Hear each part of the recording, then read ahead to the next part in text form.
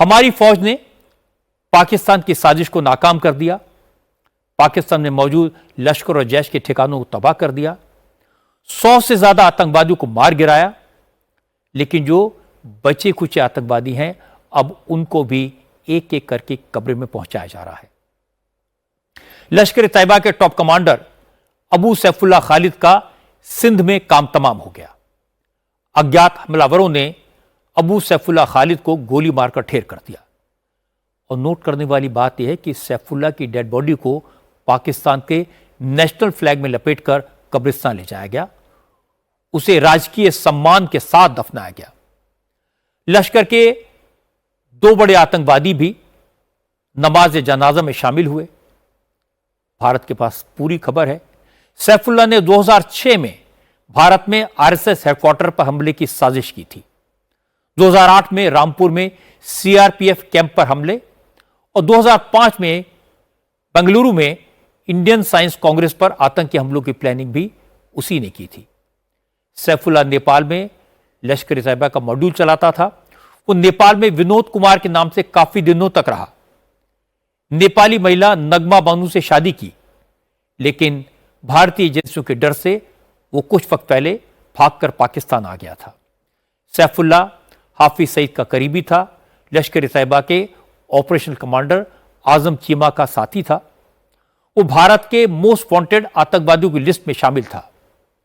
सैफुल्लाह को आईएसआई ने छुपकर रहने की सलाह दी थी, जिसकी वजह से वो पंजाब छोड़कर सिंध के बादिन जिले में जाकर बस गया था और मतली कस्बे में रह रहा था।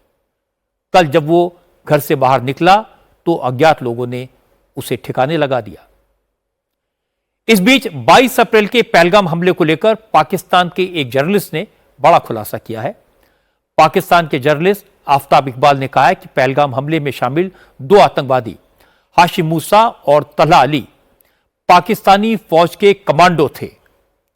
आफ्ताब इकबाल ने बताया है कि कमांडो हाशिम मूसा को पाकिस्तानी फौज ने ही लश्कर तैयबा में काम करने के लिए अपॉइंट किया था, ताकि वो कश्मीर में आतंकवादी हमले कर सके।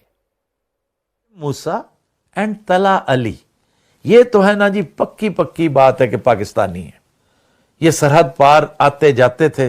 लश्कर तैयबा के साथ इनके बड़े गहरे मरासिम थे। एक के तो हमारी फौज और हमारी इंटेलिजेंस के साथ भी ताल्लुकात थे और मामलात थे, बल्कि वो बाकायदा सिपाही था, कमांडो था। 2-3 कश्मीरी थे उनमें। अब खतरनाक बात यह है कि वो आजकल लगे हुए हैं कुछ सो कॉल्ड फोरेंसिक्स करने। वो लगातार अपनी डिजिटल फुटप्रिंट के चक्रों में पड़े हुए हैं। ऑपरेशन सिंदूर के बाद अब पाकिस्तान में हाफिज सईद की रिहाई का माहौल बनाया जा रहा है। इसके लिए इस्लामाबाद में बाकायदा एक इजलास हुआ। इसमें जमात इस्लामी, जमीयत उलेमा इस्लाम, तहरीक लब्बैक, सिपाही सहाबा जैसी तमाम मजहबी जमातों के मौलाना इकट्ठा हुए और सब ने शहबाज शरीफ की सरकार से हाफिज सईद को नजरबंदी से रिहा करने की मांग की। प्रोफेसर हाफिज मोहम्मद सईद पाकिस्तान के मुअज़्ज़ज़ शहरी, इल्म दोस्त, इंसानियत दोस्त और जज्बा खिदमत खल्क से सरशार शख्सियत है। आए रोज हिंदुस्तान का उनके खिलाफ प्रोपेगंडा करना, झूठ की बुनियाद पर दुनिया में वावेला करना शर्मनाक और मुजरिमाना हरकत है।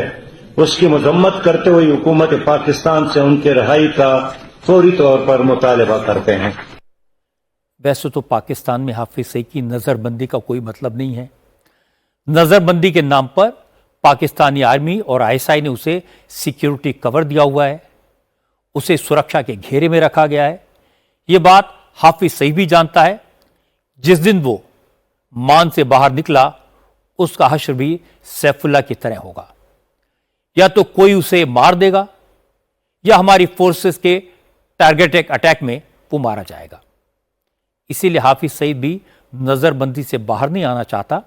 जहां तक पाकिस्तानी फौज के दहशतगर्दों के साथ रिश्तों का सवाल है, तो ऑपरेशन सिंदूर के वक्त जो 100 से ज्यादा आतंकवादी मारे गए थे, उन पर रोने के लिए पाकिस्तानी फौज के अफसर पहुंचे थे। ताबूत और पाकिस्तानी नेशनल फ्लैग लगाया गया था।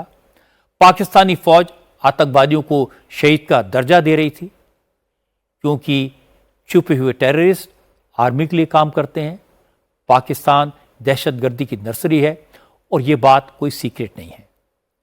लेकिन ऑपरेशन सिंदूर के बाद इसकी और पुख्ता सबूत पूरी दुनिया के सामने आए। इसलिए अब आतंकवाद के खिलाफ इस लड़ाई में पूरी दुनिया भारत के साथ खड़ी है।